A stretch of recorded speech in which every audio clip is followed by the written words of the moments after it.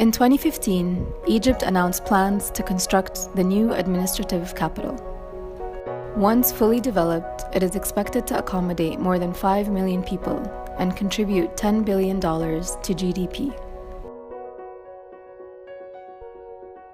Cairo was designed and built for 5 million people, and it has today close to anywhere between 18 and 20 million or 22 million people, depends on which type of the day. It tells you that actually, the population have outgrown the size of the land. So actually expanding Cairo as a capital is extremely important. Location of the project is 30 kilometers away from central Cairo and 40 kilometers away from center of the Suez Canal zone. The total size of the land is 170,000 feddans, which actually makes it exactly the same size of Singapore or developed part of Dubai. So we really need to find the means to attract 1 million people to relocate to the new capital. For us to be able to do that, there are two main factors that we need to focus on. Accessibility in terms of transportation. So we're currently working on connecting, central Cairo to the capital through a fast train. We'll probably be able through the electric train to get them within the 30-40 minutes time period. The other area that's very, very important to attract population is to create economical activity.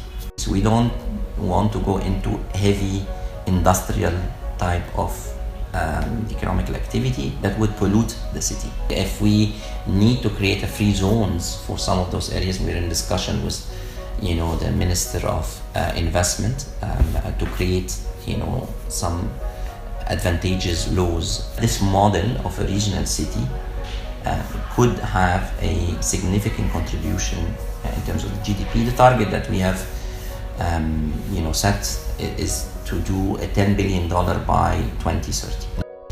Population-wise, we're aiming, in the course of the development of the city when it's fully developed, to accommodate 5 to 6 million people. I've talked about we will have different economical activities, and as a result, I think we will have the full mix of socio-economics. This city needs to be a fully integrated city, similar to central Cairo.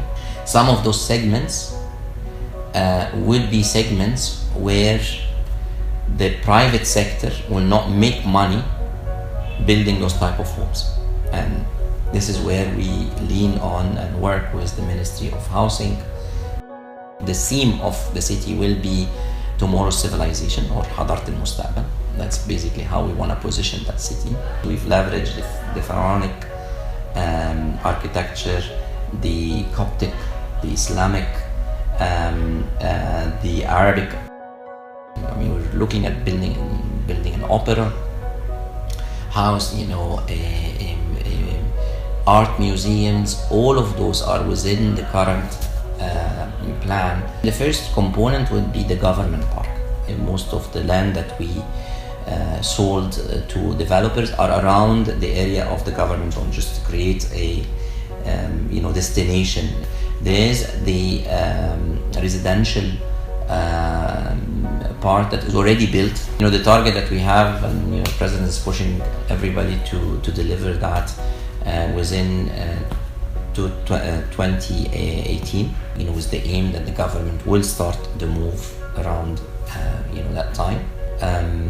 Then the next component would be the financial district, and we're also currently in negotiation to bring one of the top commercial developer to create an anchor of retail. We want this to be we want to create a company that will be a city management services company that actually manages everything in a smart way. Rather than looking at it as investment within the city, look at it in terms of this city will provide a platform for many economical activities where Egypt has a competitive advantage on. There is an advantage to having a population close by in an already crowded city. As Ismail says, The key will be making this relocation as convenient as possible.